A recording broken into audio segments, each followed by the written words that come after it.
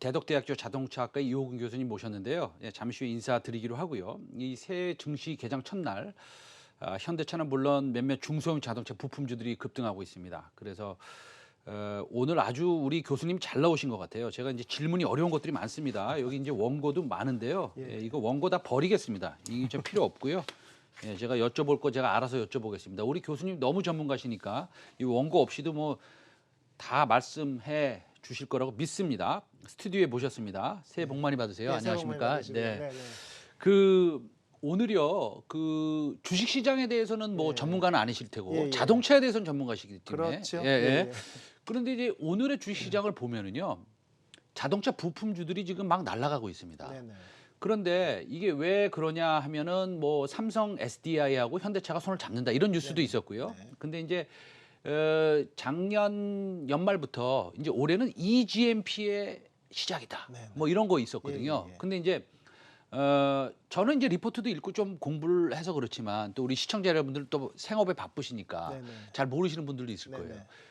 과연 EGMP라는 게 이 전기차 시장에서 무엇을 의미하고 왜 우리가 EGMP를 알아야지만 전기차를 투자하는 데 있어서 조금 원활하게 네. 이해가 될 수 있는지에 대해서 먼저 좀 설명 좀 예, 부탁드리겠습니다. 쉽게 설명을 드리면 네. 실제 여지껏 전기차가 이미 많이 출시가 됐죠. 십몇 년 전부터 각종 전기차가 출시돼서 판매되고 있는데 네. 기존의 전기차는 기존에 있던 내연기관에서요. 엔진을 떼어내고 그 자리에 모터를 그 자리에 놓고요. 연료 탱크를 떼어내고 빈 공간에 배터리를 채워 넣어서 차를 만들었습니다. 그러다 보니까 차체 전체 무게나 각종 부품의 강도나 이런 것들이 내연기관을 모디파이해서 만들었거든요. 그러다 보니까 공간도 협소하고 해서 일충전 주행거리도 생각보다 짧고 효율적이지 못했죠. 그런데 EGMP는 국내선 최초로 물론 아이오닉 5라고는 하지만 이 플랫폼 전체를 전기차 전용으로 새로 만드는 겁니다. 그러다 보니까 축간 거리도 앞바퀴 뒷바퀴의 거리도 충분히 넓혀서 제작도 할 수 있고 이 모델 하나 가지고 현대나 기아가 공용으로 쓸 수도 있고요. 그러다 보면은 배터리를 가장 효율적으로 탑재할 수 있기 때문에 일충전 주행거리가 600km를 넘게 되는 거죠. 특별히 좋은 배터리가 생겼다기보다는 알겠습니다. 그러면서 내부 공간도 충분히 넓어질 수 있고 그러니까 가장 효율적인 차량이 나온다 이렇게 보시면 됩니다. 아, 그러면 다시 말씀드리면 가장 효율적인 전기차가 나올 수 있는 플랫폼이다. 그렇죠. 라고 네네. 이제 말씀하셨고 그게 EGMP다. 예, 그런데 그렇습니다. 네. 우리가 이제 내연기관차를 만들었어요. 예를 들어서 뭐 제가 현대차를 홍보하는 건 아니지만 뭐 그랜저를 만들었습니다. 그럼 그랜저에 들어가는 그 내연기관의 엔진 관련된 내지는 파워트레인 관련된 이런 네네. 부품들이 있을 거 아닙니까? 예, 예, 예. 뭐 제가 모르는 그런 예, 여러 가지 예, 예, 예. 수천 개 부품들 그렇죠. 그 부품들하고 지금 EGMP를 통해서 만드는 전기차용 부품들하고 만드는 방법이나 아니면 공급하는 업체나 뭐 이런 건 좀 다릅니까? 달라질 수 있죠. 달라질 보통 수 있습니까? 자동차가 예. 예전에 뭐 3만 개의 부품으로 이루어졌다 네. 해서 2만 개로 줄어들고 점차 네. 결국 전기차 관련 부품은 기존에 있는 내연기관 자동차 관련 부품 공급 업체하고 다를 수 있습니다. 하지만 일반 구동되는 부위가 유사하다라고 할 경우에는 그런 부품들을 호환성 있게 사용할 수 있고 기존의 생산 설비나 기술 설계 능력을 가지고 이어서 공급할 수 있도록 많이 유도를 하고 있어요. 결국은 기존 산업 생태계가 무너진다는 것은 우리가 허리가 무너지는 거거든요. 그렇기 때문에 그것의 연속성은 갖도록 각종 정부나 기관이 진행하고 있습니다. 알겠습니다. 그러면은 부품은 좀 달라질 수 있다라는 네. 것인데 그러면은 어차피 그 이 몰딩이라고 그러나요? 이런 것들을 잘 하는 과거에 기술력이 있던 회사들이 조금 더 소위 말해서 많은 비즈니스를 현대와 기아로부터 획득할 수 있겠네요. 그렇죠. 충분히 가능성이 있고요. 그다음에 전기차 시장에 대해서 세계적으로 시장이 확대될 경우에 국내 기업체들도 상당히 새로운 시장이 열릴 수 있다라고 상당히 긍정적으로 보고 있습니다. 아, 그러니까 국내의 자동차 부품 업체들도 네. 해외에 수출하는데 원활하게 수출할 수 예. 있다. 왜 그러냐면 이제 네네. 우리가 이 GMP가 현대기아가 같이 쓰는 공용 플랫폼이라 말씀드렸잖아요. 이게 전기차나 신차 셰시 개발에는 상당히 많은 비용이 들기 때문에 네네. 각종 기업체들이 적과의 동침을 시작을 했습니다. 여러 업체들이 서로 경쟁 업체끼리 공동 플랫폼을 개발해서 같이 쓰자 이런 부품의 공동화 이런 부분이 진행되다 보니까 실제 우리나라 기업체들은 분석을 통해서 보면은 오히려 수출의 전망이 밝다 이렇게 보고 있습니다. 아, 그러면은 지금 자동차 부품, 소위 말해서 EGMP에 들어가는, 다시 쉽게 말씀드리면 전기차에 들어가는 자동차 부품들의 기술력이나 그 가치를 네. 과거와 같이 좀 뭐 폄훼하거나 뭐 가치가 낮다 이렇게 할 것은 아니네요 지금. 전혀 아니죠. 왜냐하면 예. 우리나라가 전기차는 전 세계적으로요. 네네. 가장 효율성 있게 많이 파는 축에 듭니다. 네네. 테슬라를 제외하고 뭐 도요타 같은 선두 기업을 제외하고는요. 중국 내수 시장에만 많이 공급하는 중국 업체를 제외하면 나머지에선 현대기아, 우리나라 업체들이 상당히 선두에 나서 있고요. 뭐 관련 뭐 배터리 같은 경우는 전 세계 시장의 34%를 차지하고 있고요. 그러다 보니까 국내 전기차에 공급되는 부품에 대한 어떤 품질 검증이나 이런 부분은 네네. 어느 정도 돼 있고 네네. 이런 시장이 확대된다라고 하면 지금부터 폭발적으로 수요는 늘어난다 이렇게 보고 있습니다. 야, 그러면 이게 우리가 옛날에 생각하던 그 소위 우리 이제 교수님은 요거까지는 잘 모르실 수 있어요. 네. 과거에 뭐 우리 자동차 부품이 PER 5배에서 7배 사이에 이렇게 거래되고 굉장히 뭐 사실은 좀 저렴하게 거래되고 그랬거든요. 네네. 근데 지금은 그럴 게 아니다. 예. 굉장히 가치를 좀 높게 평가해야 된다. 그다음에 해외로 수출할 수 있는 여지가 굉장히 많고 전 세계적으로도 비슷한 플랫폼을 쓰기 때문에 이것들을 부품을 갖다가 적과의 동침, 네네. 서로 같이 사용하는 이런 부분들이 있어서 아 이거는 조금 우리가 다시 한번 생각해 봐야겠다라는 말씀을 다시 한번 드리고 있습니다. 우리 재미있는 얘기 한번 해볼게요. 그 애플카. 네네. 이거 뭐 나온다고 그래가지고 이것도 뭐 관련 종목들이 상한가하고 뭐 그런 적이 있었습니다. 맞습니다. 예. 근데 애플카 나옵니까?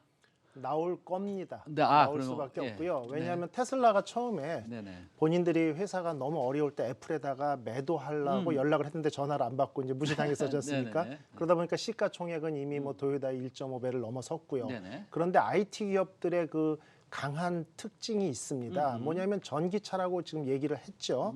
그런데 우리가 백색 가전이라고 얘기하는 것들이 전자부품이 원가의 40% 이상이면 백색 가전이라고 네네네. 전자제품으로 분류하거든요. 네네. 가전제품입니다. 네네. 그런데 전기차는 배터리만 30에서 40%가 원가 비중이에요. 네네. 그래서 앞으로는 전기차에서 전기 부품의 비중이 70%를 넘어갈 거다 원가에서 이렇게 네네. 보고 있거든요. 네네. 또 한 가지 우리가 삼성 핸드폰 누구나 많이 쓰고 세계적으로 많이 보급이 됐지 않습니까? 네. 하지만 핸드폰에 안드로이드라는 프로그램을 넣지 않으면 이거는 영혼 없는 그냥 로봇이죠. 깡통이죠. 그렇죠. 예. 그 안드로이드 프로그램이 들어가야 네. 정상적으로 스마트폰으로 그렇죠. 작동을 하지요. 그렇죠. 결국은 IT 기업의 어떤 프로그램이나 이런 것들이 없다라고 하면 아니면 자동차 제작사가 자체 개발을 못한다라고 하면 자동차는 그냥 깡통일 뿐이고 앞으로 그렇죠. 자율주행 관련 각종 소프트웨어가 탑재돼야 되거든요. 네네. 결국 그런 소프트웨어에 있어서는 IT 기업이 강하다, 강점을 가지고 있다. 이렇기 때문에 애플이 아무 백그라운드 없이 우리가 개발하겠다라고 어나운스만 했어도 긴장할 수밖에 없는 상황입니다. 알겠습니다. 그러면은 뭐 사실은 아이폰도 뭐 사실은 디자인이나 그다음에 설계 같은 것들은 물론 애플에서 하죠.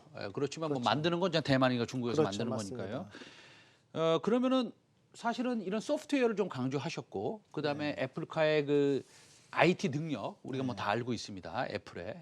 근데 그렇다고 한다면은 지금 현재 존재하고 있는 현대, 기아, 폭스바겐, 벤츠, BMW, 뭐 아우디 이런 회사들은 어떻게 합니까? 실제 상당히 좀 긴장할 수밖에 없죠. 조금 네. 전에 이제 제가 잘 모르는 용어로 네네. 기업 가치하고 주식의 가치를 좀 네네. 비교하는 말씀 해주셨는데 네네네. 실제 그 테슬라가 작년에 판매한 전기차는 50만 대밖에 안 돼요. 그렇죠. 근데 시가총액이 650조를 넘어섰거든요. 그렇죠. 예. 도요다는 1000만 대 팔았습니다. 네네. 테슬라보다 20배를 넘게 팔았는데도 네네. 기업 가치는 420조예요. 그렇죠. 예. 결국 미래 기술에 대한 어떤 비전을 크게 본다는 얘기거든요. 결국 이런 부분들이 그 가치 판단의 기준이 되기 때문에 이런 부분에 따라서 우리가 어떤 투자나 아니면 개발, 앞으로 미래에 어디가 주도할지 이런 부분인데 쉽게 말씀드리면 다행인 것은 IT 기술, 친환경 자동차나 미래 자율주행 자동차의 기술의 갭이 상당히 짧습니다. 적기 때문에 3, 4년 안에 테슬라 같은 자동차 회사들이 실제 기존에 있는 100년 이상의 역사를 가진 자동차 회사들의 자동차의 승차감이라든지 편의성이라든지 이런 어떤 조정 안정성이라는 기술을 습득을 할지 아니면 현대 기아 같은 자동차 메이커가 테슬라의 오토파일럿 같은 기능들을 답습을 해서 빨리 학습을 할지 이거에 따라서 경쟁력은 3, 4년 후에 달라질 수 있다 이렇게 보고 있습니다. 알겠습니다. 이게 그 질문이 많이 남았는데 시간은 없고요. 제가 그래서 여쭤보고 싶은 것을 좀 골라서 여쭤보고 싶은데 올해 폭스바겐이나 현대나 기아나 내지는 BMW나 머세디스나 지금 올해 모델 가장 많이 나오는 해입니까? 아니면 내년입니까? 올해입니다. 올해 올해 제일 많이 전기차 모델이 가장 많이 출시되기 때문에 일각에서는 올해가 전기차 전쟁의 원년이다 이렇게 표현하고 있습니다. 네네. 전기차 전쟁의 원년이라고 한다면 밑에서 대기하고 있는 자동차 부품 회사나 2차 전지 소재 회사는 그냥 만세를 부를 수 있겠네요. 당연하죠. 그렇죠? 앞으로는 매출이 늘어날 수밖에 없고요. 기업 가치는 무조건 1, 2년 동안은 상승할 수밖에 없는 상황입니다. 알겠습니다. 마지막으로 이제 요거는 사실은 아주 중요하다고 생각할 수는 없는데 그래도 관심 있는 분이 있으니까 마지막 질문하겠습니다. 네.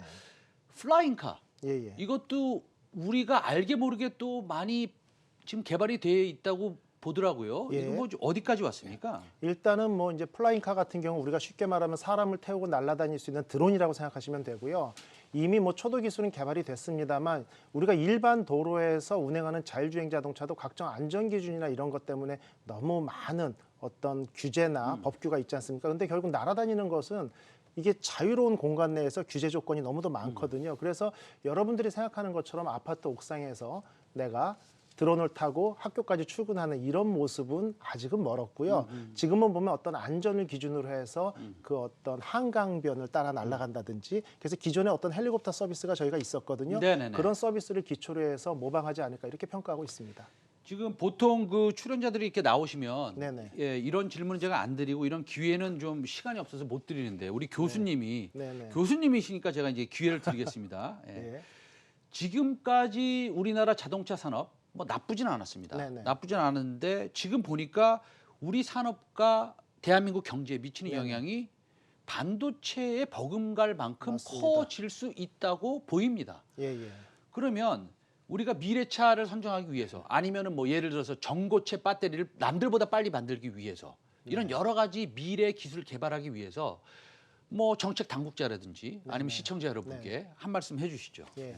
일단은 그 국가의 신기술 경쟁력이라는 것은 기술 경쟁력과 자원의 확보, 시장 규모, 각종 규제 네 가지로 구분되는데요. 우리나라는 자원이나 시장 규모는 작을 수밖에 없고요. 기술력은 상당히 앞서 있습니다. 결국 지금 상황에서 우리가 노력할 수 있는 것은 각종 규제를 완화해서 그 시스템을 국내에서 인증을 받고 그 플랫폼이 완성되는 모습을 보여줘야 됩니다. 수소전기차를 예를 들면 2013년에 전 세계 최초로 상용화했지만 우리보다 1년 늦은 일본이 오히려 수출을 더 많이 하고 있거든요. 그래서 최근에는 기술 하나만 독보적으로 독단적으로 만들어서 수출하는 게 아니라 그걸 실증을 해야 됩니다. 결국 실증 사업에 대한 어떤 각종 규제 완화나 지원이 필요한 시점이라고 볼 수 있습니다. 알겠습니다.